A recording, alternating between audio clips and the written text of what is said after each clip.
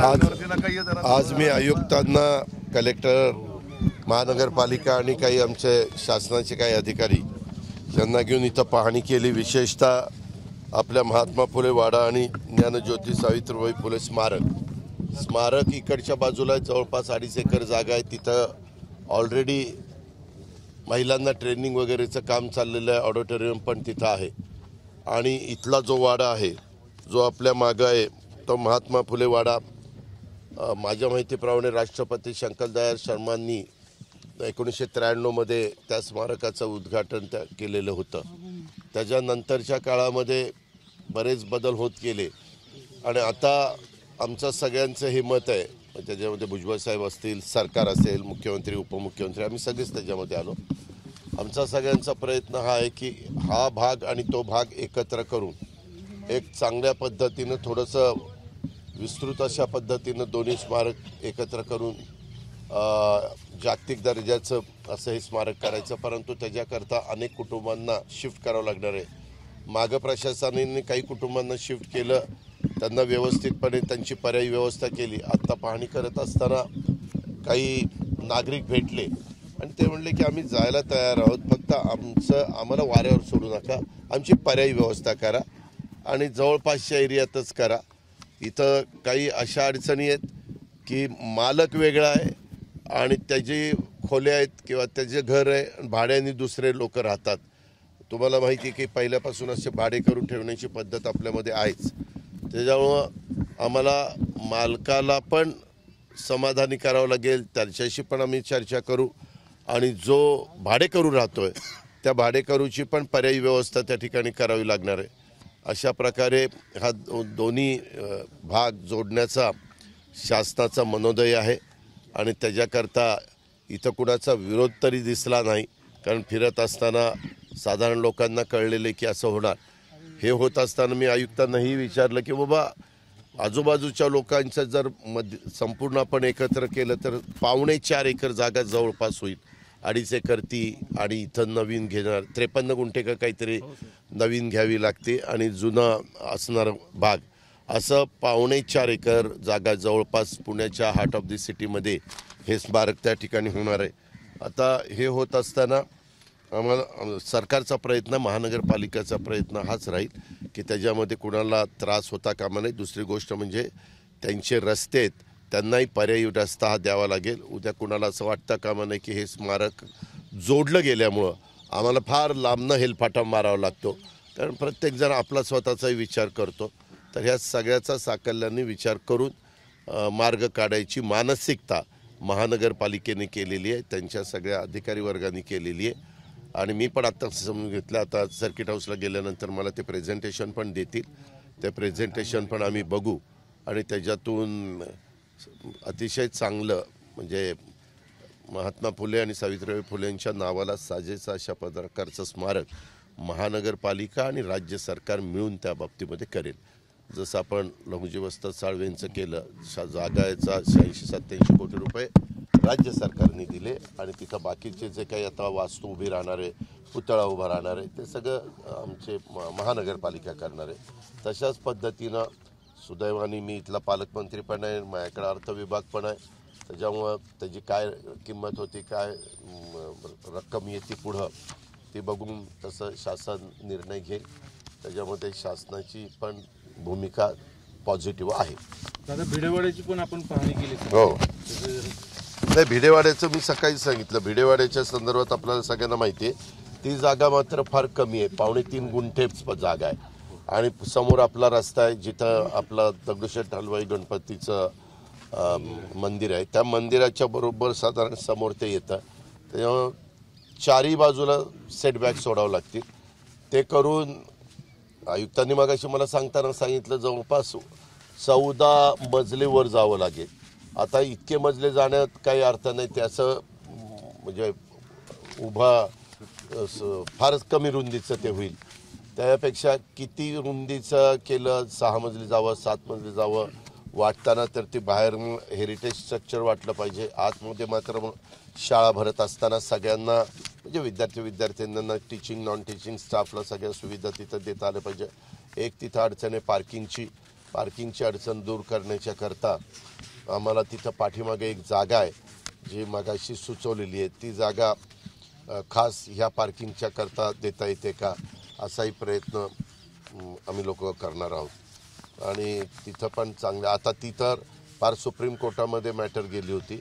माझ्या माहितीप्रमाणे 4/12/2023 जिल्हाधिकाऱ्यांनी तो सगळी जागा ताब्यामध्ये घेतली आणि कॉर्पोरेशनकडे हँडओव्हर केली. कॉर्पोरेशननी आता तिथं पत्रा मारलेला आहे.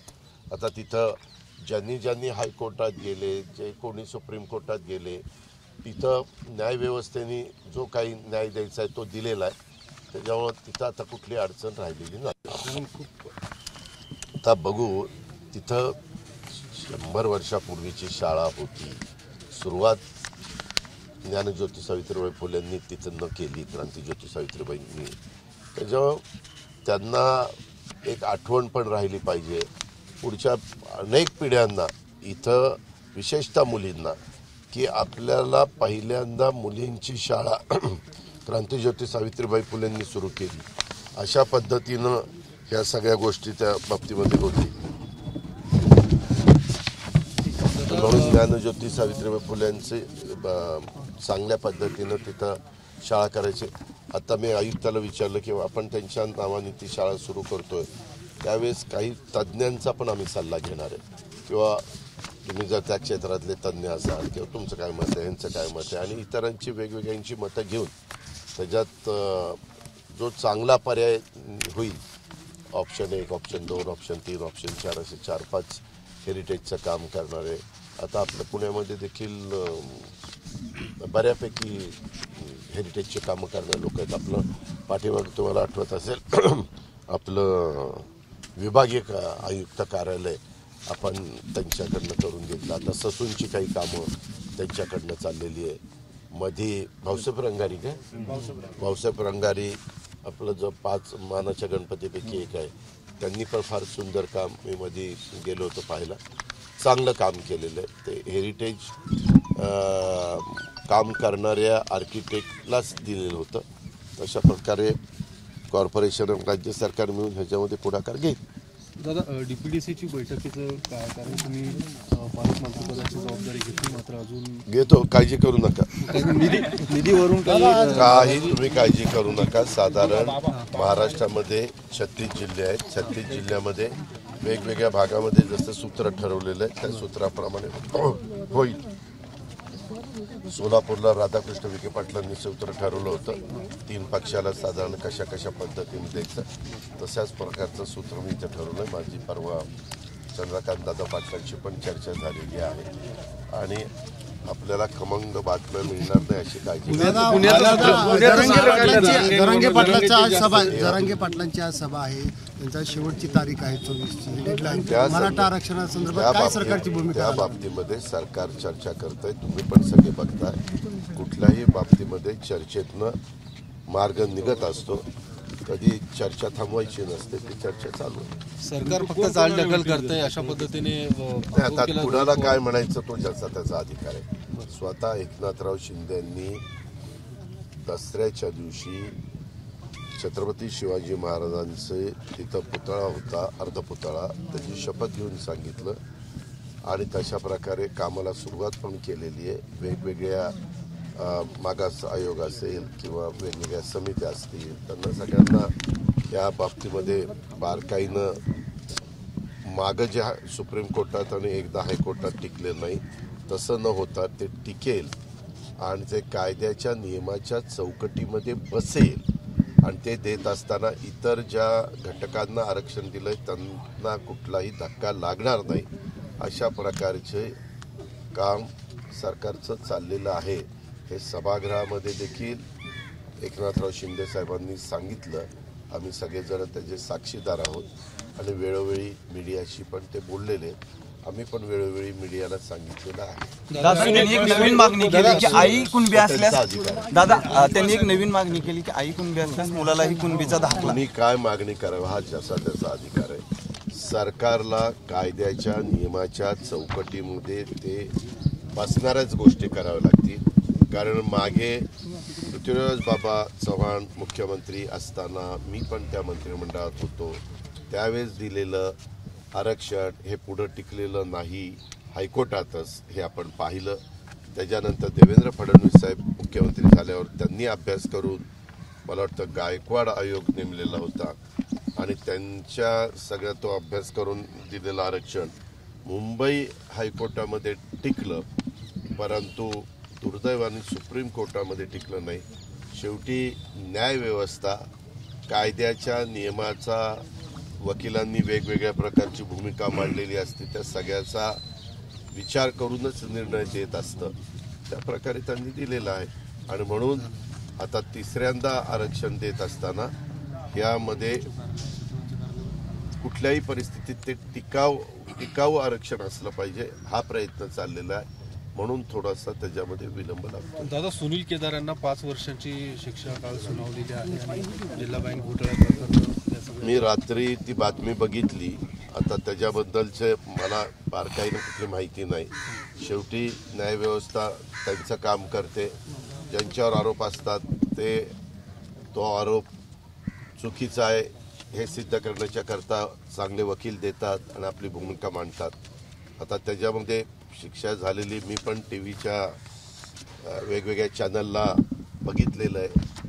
आता त्या संदर्भात पुढं ते काय करणार आहे मला त्याच्याबद्दलचं काही माहिती नाही. आपण अमित शहाची भेट घेण्यासाठी जाणार होतो, परंतु अमित शहाचा निरोप आला की तिथं अधिवेशन चालू होतं. 3 महत्त्वाची बिलं त्यांना मंजूर करायची होती आणि तिथं लोकसभेचं महत्त्वाचं काम चाललेलं असल्यामुळं राज्यसभेचं महत्त्वाचं काम चाललेलं असल्यामुळं हे सगळ्या कामातनं मोकळं झाल्यावर आम्ही तुम्हाला बोलवतो असं मुख्यमंत्री आणि दोन्ही उपमुख्यमंत्र्यांना त्यांनी आम्हाला निरोप दिला. आम्ही आज जरी मी पुण्यामध्ये दुपारपर्यंत असलो, दुपारनं मी जाणार आहे. उद्या मी बारामतीत आहे दिवसभर, परवा मी दिवसभर पुन्हा पुण्यामध्ये आणि 26 पासून पुन्हा तिकडे आहे. ह्या 2-3 दिवसात जर बोलवलं तर आम्ही आमचे ठरलेले कार्यक्रम कॅन्सल करून जाऊ. ताईचं निलंबन झालंय खासदारकीचं, त्याच्यामध्ये एकट्यांचं नाही झालेलं, अनेक खासदारांचं झालं.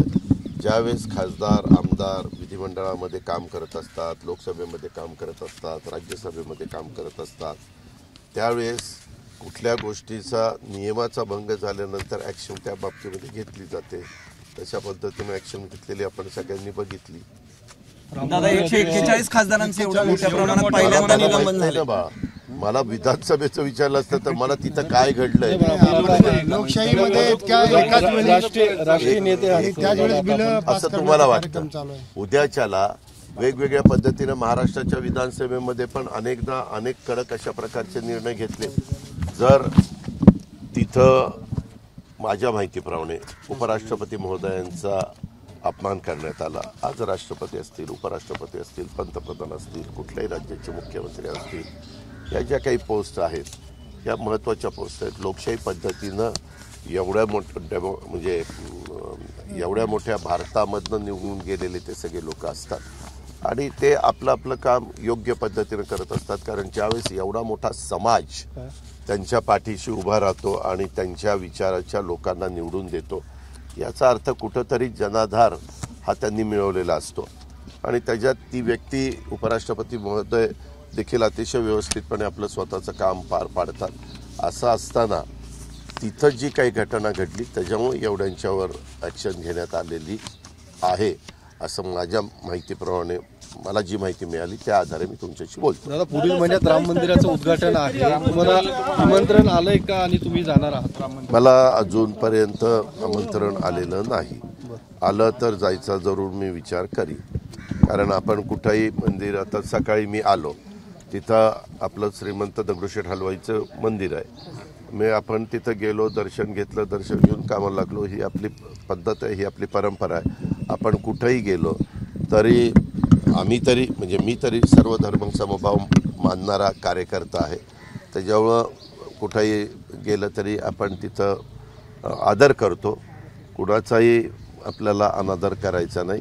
प्रत्येकाची भक्ती असते, प्रत्येकाचे कुठं ना कुठं एक त्यांना मनापासून वाटतं श्रद्धा असते. त्या श्रद्धेला कुठंही आपल्याला दुखवायचं नाही. दादा आरक्षणाची जातन्याय जनगणनेला विरोध आहे आणि सगळ्यांची मागणी तीच आहे. मग मार्ग नाही रे बाबा, तुझा दुसरी बातमी ऐकतच नाही. त्यांनी सांगितलं ना की आमची मागणार ते घेतले पाहिजे जनगणना जातनीय. झालं की नाही? नितीन गडकरी काल म्हटले की कोण कुठल्या पक्षात सध्या जाईल तो त्यांचा अधिकार आहे. आता लोकशाहीमध्ये प्रत्येकाला कुठेही जाण्याचा अधिकार आहे. जसं तुमच्या क्षेत्रामध्ये तुम्ही आज एक चॅनलला सामला असला तर उद्या मठाला जाल, परवा ETVला जाल, तेरवा लोकशाहीला जाल, मग TV9ला जाल. असं कसं चालतं? आम्ही काही बोलतो का रे तू इकडं का गेला का तिकडं गेला? तुम्हाला बरं वाटलं तुम्ही गेला, तो तुमचा अधिकार आहे, संविधानाने तुम्हाला दिलेला. त्याच्यामध्ये चुकीचं काही नाही. जसं तुमच्या क्षेत्रात आहे तसं आमच्या राजकीय क्षेत्रामध्ये असंच आहे. तत्व कशाची गुंडाळली? तत्व तुलना कशी होणार? नाही, तत्व नोकरी कसं पोटा- एक मिनिट, तत्व गुंडाळ उगीच काहीतरी तो प्रश्न विचारून दचमा करू नको. अजिबात तशा पद्धतीने तत्व कोणी गुंडाळलेले नसतात. आजपर्यंत तू जर देशाचं स्वातंत्र्य मिळाल्यापासूनचा इतिहास बघितला तर वेगवेगळ्या पद्धतीनं वेगवेगळ्या घटना घडल्या. इंदिराजींनी पण आणीबाणी आणली, त्याच्यानंतर काय घडलं, वेगवेगळ्या विचाराची लोक हे एकत्र आलेले तुम्ही बघितलं ना. त्याच्यातनं जनता पक्ष स्थापन झाला. त्यावेळेस तत्व कुठे गेलेली होती? त्या वेळेसची राजकीय परिस्थिती बघून निर्णय जगाच्या पातळीवर पण घेतले जातात, देशाच्या पातळीवर पण घेतले जातात, राज्याच्या पातळीवर पण घेतले जातात आणि कॉर्पोरेशनच्या पातळीवर पण घेतले जातात. अशी कितीतरी उदाहरणं आहेत. आता त्या गोष्टीला त्यांना तो अधिकार आहे, संविधानाने दिलेला आहे, घटनेने कायद्याने नियमाने दिलेला आहे. त्याच्यामुळे त्या चौकटीमध्ये बसून त्यांनी त्यांचं काम करायला काहीच कुणाची हरकत नसली पाहिजे. दादा काल बैठक पार पडलेली आहे. कशाची? तुमची अजित पवार गटाच्या सगळ्या पदाधिकाऱ्यांची. अजित पवार गटाची नाही, राष्ट्रवादी काँग्रेस पक्षाची. दादा निवडणूक आयोग नाही तर तुम्ही कोण ठरवणार? आम्ही म्हणतो तेच खरा. बरं, पण मग काय लोकसभेचं काय कशा पद्धतीने आम्ही करू ना. काय मी जागा, कालच काय सांगितलं काय? त्या संदर्भात आम्ही भाजप, शिवसेना आणि राष्ट्रवादी काँग्रेस पक्ष हे जे वरिष्ठ नेतेगण एकत्र बसतील आणि मार्ग काढतील. काही अडचणी येईल असं मला वाटत नाही. भाजप सोबळावर लढणार आहे. एबीपी माझा, उघडा डोळे बघा नीट.